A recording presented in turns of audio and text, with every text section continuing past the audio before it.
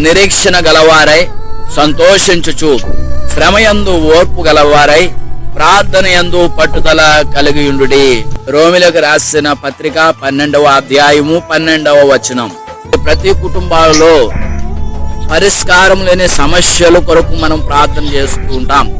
సమాధానం లేని ప్రశ్నల కొరకు ఎదురు చూస్తూ ఉంటాం. మనకేం కావాలంటే పట్టుదల, పొందుకుంటామనే పట్టుదల, ఓర్పు సహనము కలిగిన పట్టుదల మనకు కలిగి ఉండాలి. శ్రమయందు అతిశయించు, శ్రమ నీ జీవితానికి మేలని నువ్వు గమనించు. కీడంత మాత్రము నీ మీదకు రాకుండా దేవుడు చూసుకుంటాడు. దేవుని యొక్క స్వరూపంలో ప్రభువు మనలను చేసుకుని ఉన్నాడు.